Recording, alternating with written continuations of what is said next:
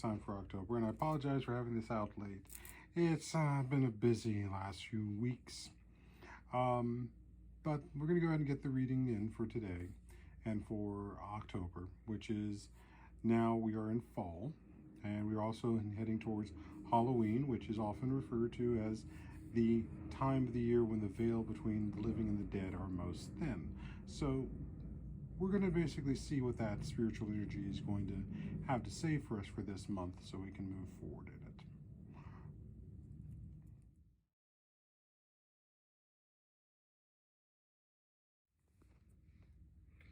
All right, as we see here, we have our Ninka card, which is a chain or a link.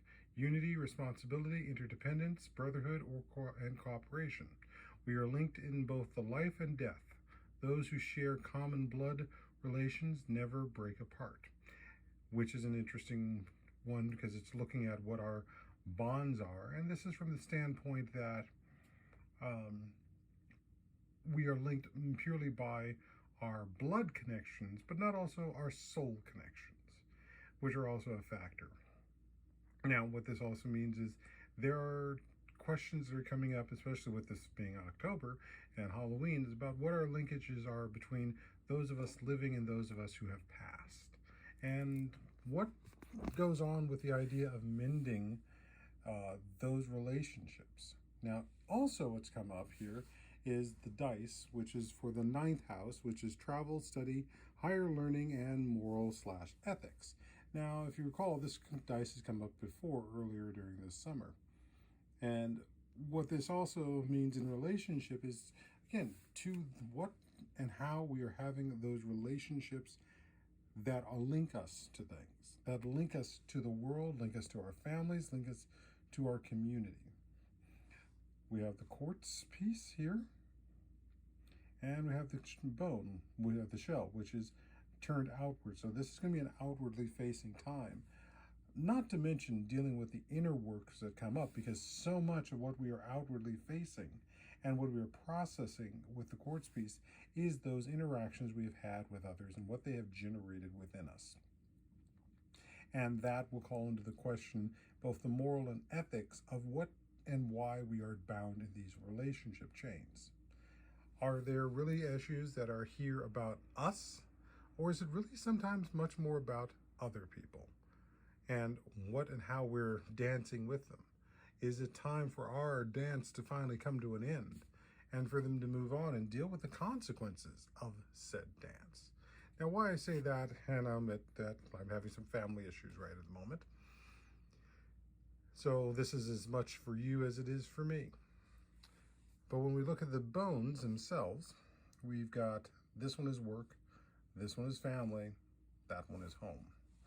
So the work bone is definitely saying balance, but you notice that we've also got the broken rib piece here and sticking into it. So there's an element of our work in this day and time that is going to be that's going to stab at us, that may actually hit very much at the heart of things that are going on. And that's also connected here with its proximity to the shell and the quartz. So we're going to be looking at everything, and we want to be reviewing everything, understanding that we're also not just dealing with what's going on internally, but what's going on externally. And there are external factors that are affecting what our ultimate work is here, which is about bringing balance and connection, but also means that there is some strife, and that can be affecting this links in the chain, especially when there is the fact that there are those who have sadly used their obligation as a weapon. They might not consider it a weapon, but it was used as a weapon, which then means how has obligation shifted and its definition has shifted in our eyes, which is much more about that element of morals and ethics, because those who have used obligation as a weapon now means that if they try to frame problems as a moral issue, it's much more of an ethical issue for those of us who have been the victims of those weapons. And what are we learning and studying about this? Have those who have wielded it as a weapon actually properly learned, or have they actually done more harm to themselves and to those that they wielded it against. And there's a lot of support here, as well as a lot of things to be thinking about. And spirit itself, with the copper piece, is involved in this, and it wants to see balance. Now, what it means by balance is not necessarily what everyone else is determining about it. Equally, the bonds of the family are going to be stretched tight, and that's something that's also going to be hitting against whatever the chain or the chain link is like. Over here, where we talk about family, there is hope. There is, because we have the rib bone, so there is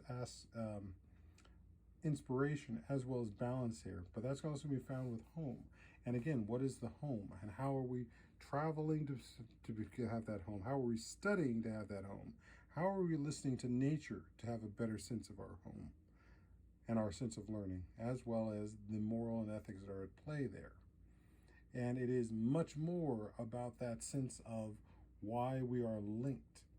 Have we actually had interdependency, and have we basically had found our interdependency elsewhere? Because there's, again, the matter not just of blood, but also of our soul group, and our soul group's intention to have family as well, or the chosen family, because you build bonds and links there too.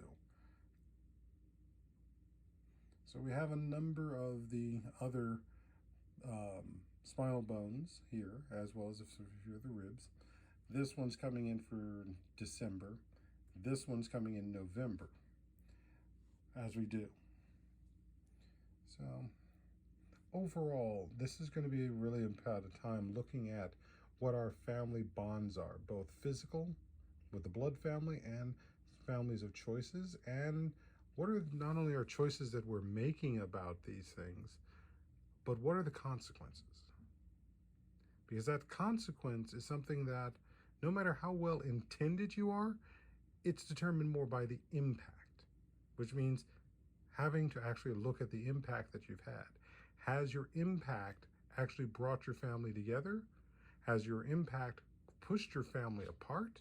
Has the impact shown that it's difficult for anyone to have relationships with you or with those amongst your family?